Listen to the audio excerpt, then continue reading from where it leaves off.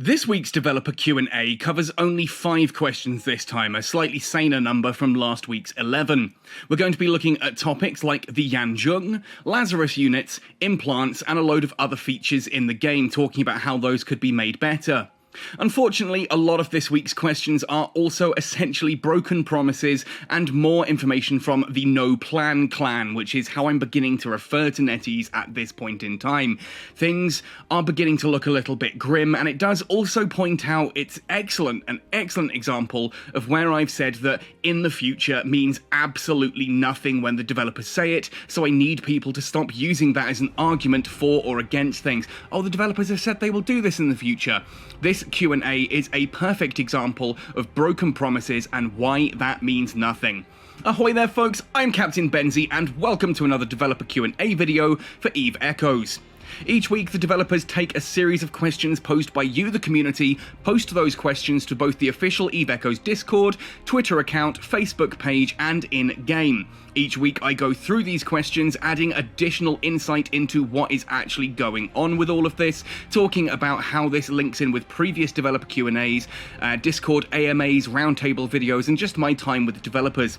If you have a question for the developers you would like to see them utterly ignore, head into the description of this video. There is a link that will take you to a Google document where you can ask your own question. If yours is one of the questions they choose to respond to, for whatever that's worth, you'll win yourself a month of basic Omega. And remember, I do give out 3 combo Omegas each week as well, so make sure you're commenting on my videos and active in the Catskull Discord. Anyway, with all of that said and done, let's jump right into this one, because I want to get on with my day, and this is not a fun dev Q&A for me to have to go through. I don't like being angry, ranty Benzie, despite how often he's coming out these days. The first question then. After receiving the nanocore for the Shunyue faction cruiser destroyer, I recognise that the core is not limited to the prototype version of this ship. I enjoyed flying the Shunyue prototype in the early days of Eve Echoes, and it's still one of the best looking ships in my opinion. Unfortunately, the prototype cannot compete with destroyers of higher tech levels. Can we expect the introduction of the standard Shunyue in the near future, as the cores for both ships of this faction are now available in-game? That's also the Shunyue battlecruiser. The prototypes look really good, even better with the new nanocores, so please give us the full version. We've been waiting for them since the beta testing of Eve Echoes. Yeah, I've done a video of this. I'll put a link on screen now at the top right, and I'll put one in the description as well. A little 1-minute short talking about the Jung.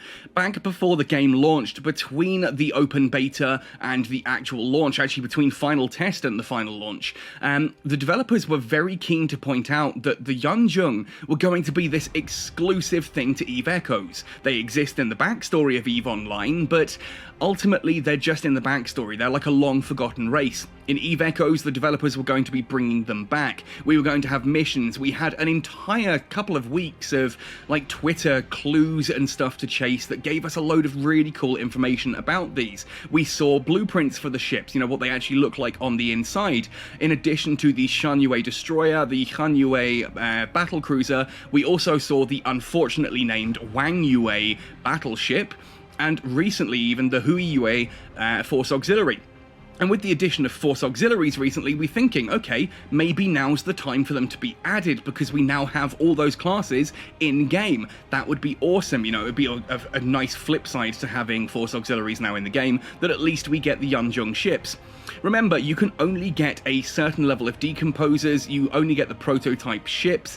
Ultimately, and that's through the first month of your Omega. If you miss that month, or you lose those pieces, that's it, they're gone for good, there is no way to get them. And the developers did promise back in, I think it was January 2021, that the Jung stuff, at least the stuff that was normally in the daily login rewards in that first month, would be available in the Scholar Point store, a Jung linked event piece of the game that they've done very little with since launch. They would add all the Jung stuff there by July. Not necessarily all of the Jung stuff. It was unclear as to whether it'd be any new stuff or whether it'd just be the stuff that you could get through the daily login rewards that you could buy with Scholar Points. I racked up a whole bunch of Scholar Points, actually millions of Scholar Points, on the off chance that they actually held to this one. Spoiler alert, they didn't. That was like January 2021. They promised by July that would be in. It is now October 2022. We're pushing actually towards November 2022. And the Jung still have no sign of showing up. We've had a couple of events that use them, like the Sun Chaser Nanocores and UA turning up for a couple of minor events, but really nothing special. To the point that we've actually just had what's it called? A questionnaire done through, a customer survey questionnaire, and some of the questions in there, loads of the questions in there, are about the Jung. Are you happy with their implementation in the game? And it's like, no, because there is no implementation in the game. You've just mentioned them a couple of times. Name dropping some people isn't actual content. Anyway, what does Pillow say? Thank you for your support, but there are no plans to release the standard Shun UA for now. However, we are thinking about adding more Jung content. We will release it together when everything is ready. What? So we have gone from, this is going to be the greatest thing about Echoes, it's going to be a unique faction that's going to be so cool, we're going to have all these new skills, these new weapons, they're in the game. If you've trained into Decomposer skills, like, what do you do with that? Like, okay, you might occasionally put medium decomposers on something like a Celestis or like a Scorpion, but that's such a niche thing. No one is using those skills. The Shun UA prototype, the Kun UA prototype are just bullcrap at this point in time. They bigged this up as a huge thing. They have teased it coming for nearly, going on 3 years at this point in time, and still nothing. In the future, now we have no plan. NetEase have officially, in my mind at least, I'm naming them the No Plan Clan from here on out, because just, what is going on here? How can you big something up and make it such an exciting thing that's coming to your game, and then do nothing with it for 2 years? And when people ask, oh yeah, no plan to release it. What? Oh my goodness.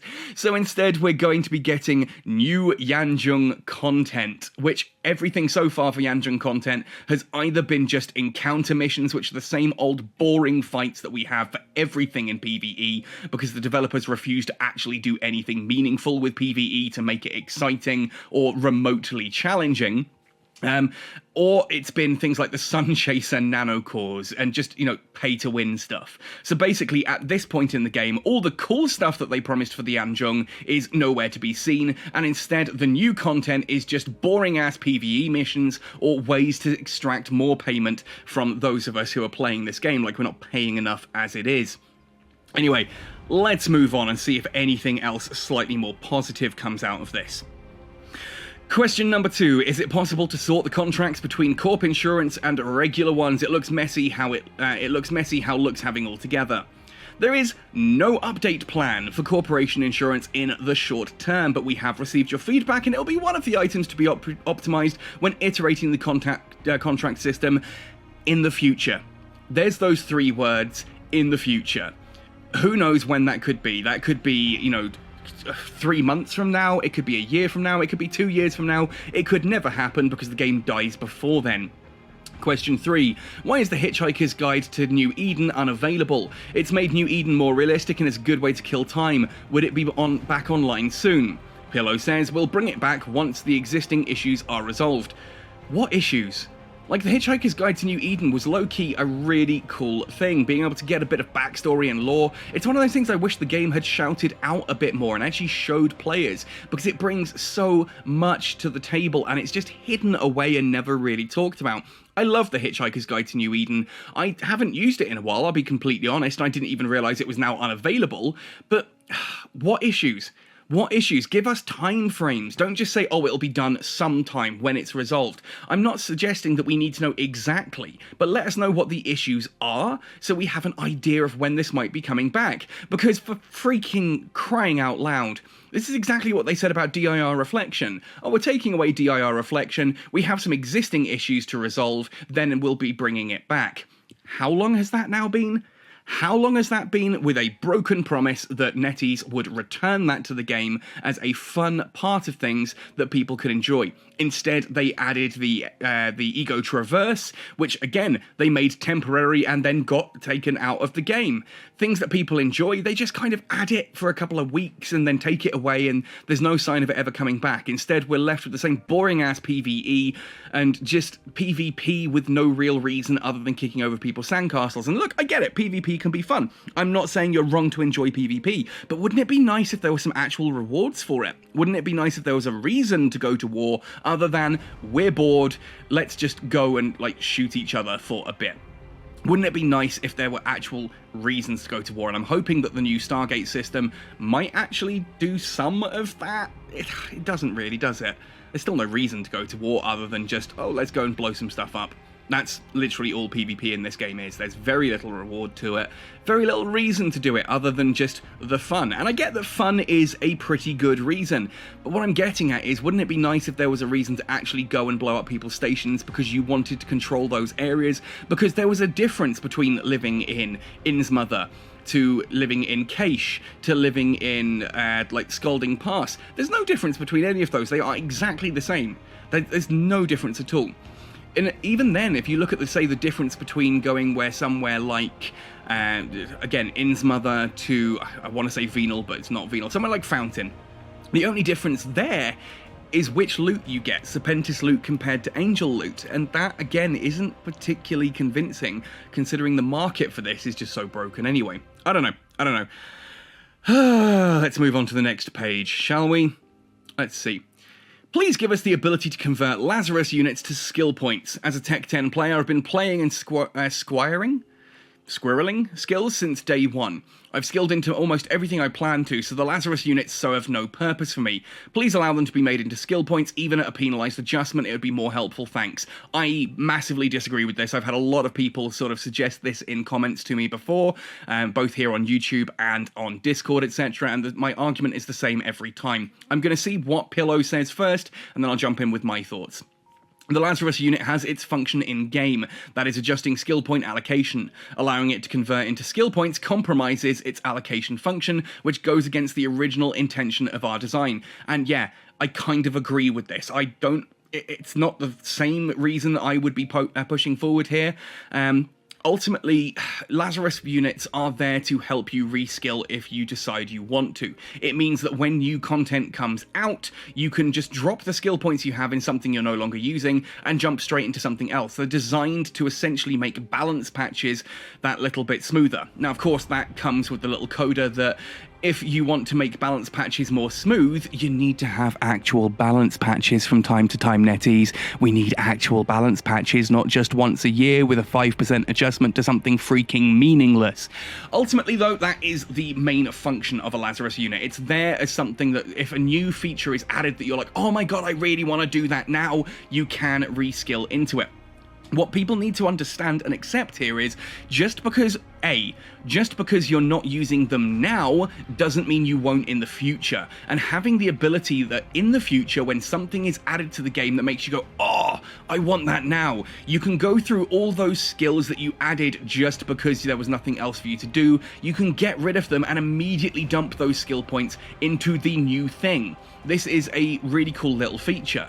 On the other side of it, B, if you have the ability to convert Lazarus units into skill points, I really disagree with that. I think ultimately giving skill points away it's an okay thing. I think skill points should always be given in a way that benefits new players more than old ones, because otherwise all you're doing is widening the gap further. That's why I do actually quite like the navigator system, because a new player gets more out of that than an older player.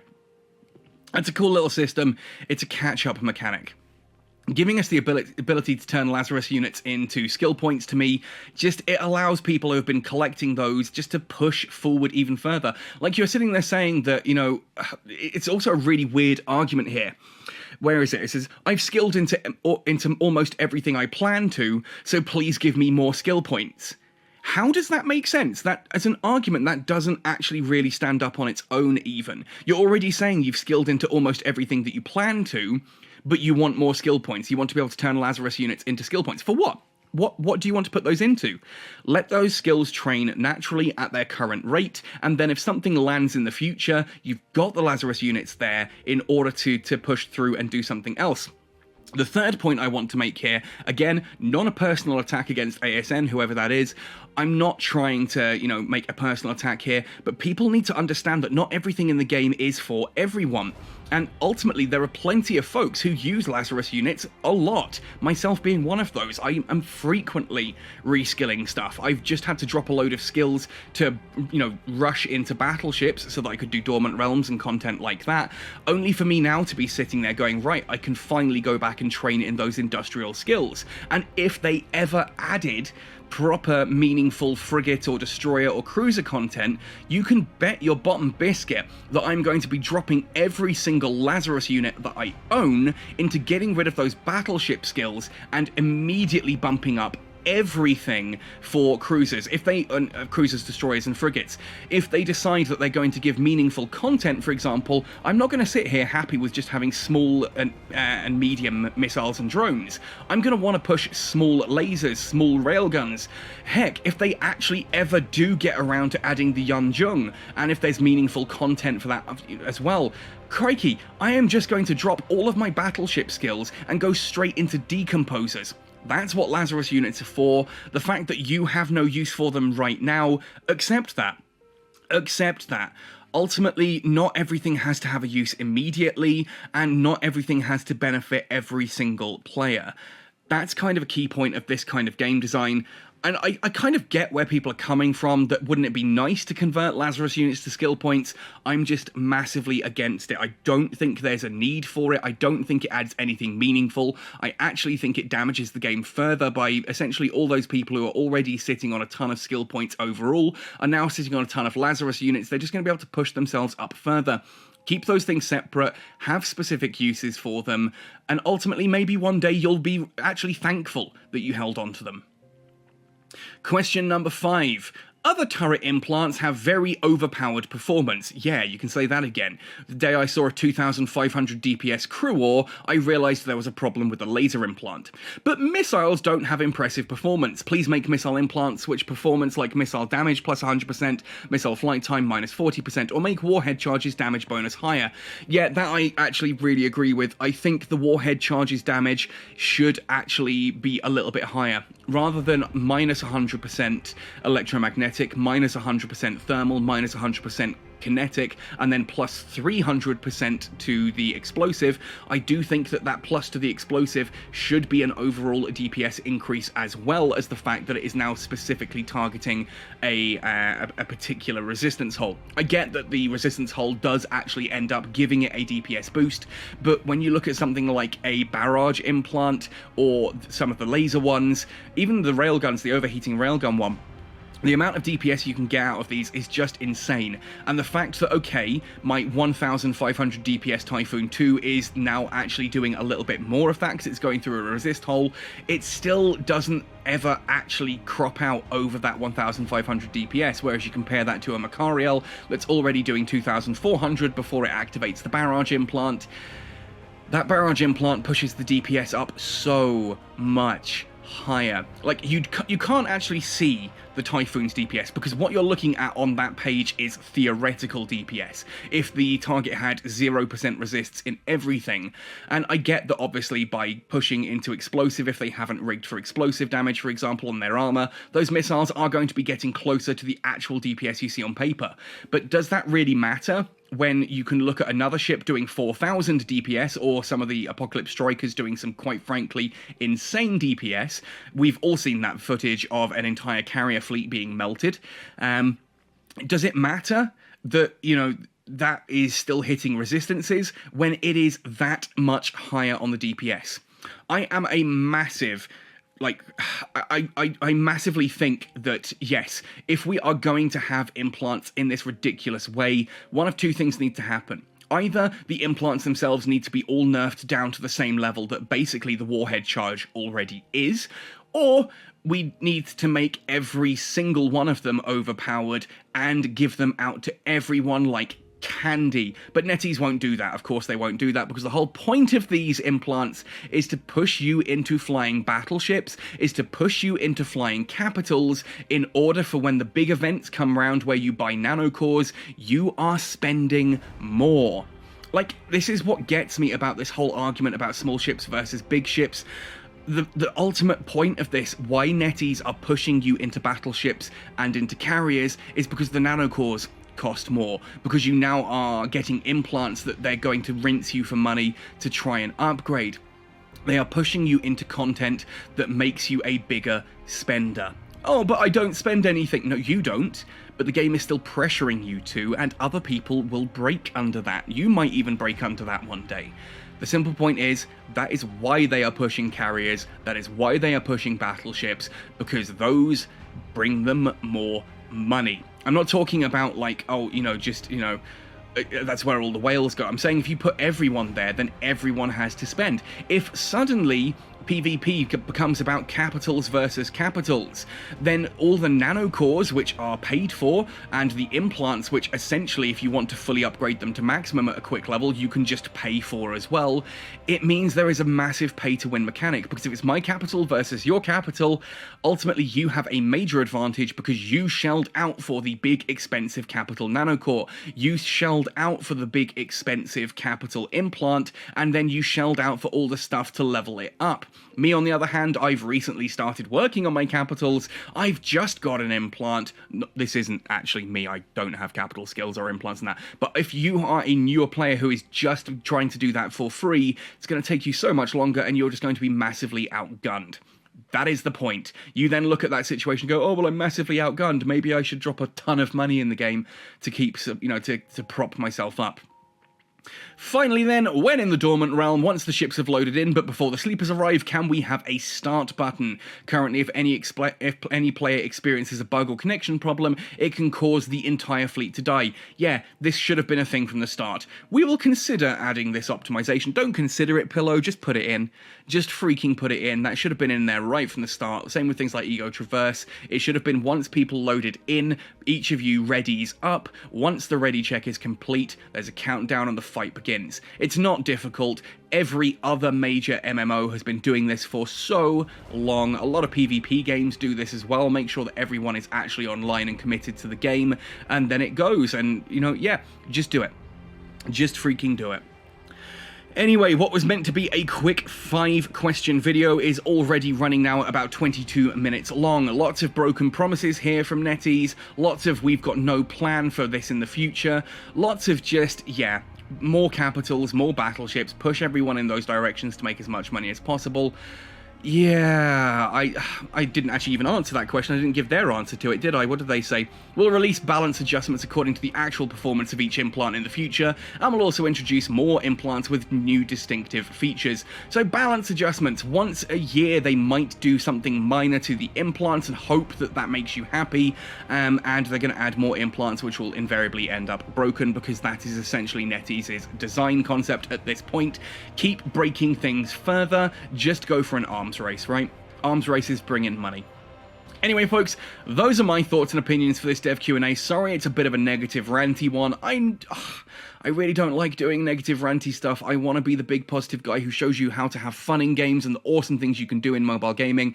I want to show you the best of space gaming for a start here on the mobile platform, and it's just becoming so hard to do that. It's becoming so hard to do that without getting angry, and I'm trying not to. Thank you for all your positive support. It does mean a lot to me that you folks come in and give me some really nice comments, and it's okay, Benzie, that kind of thing. Otherwise, let me know your thoughts and opinions in the comment section down below. Happy sailing, and see you in New Eden!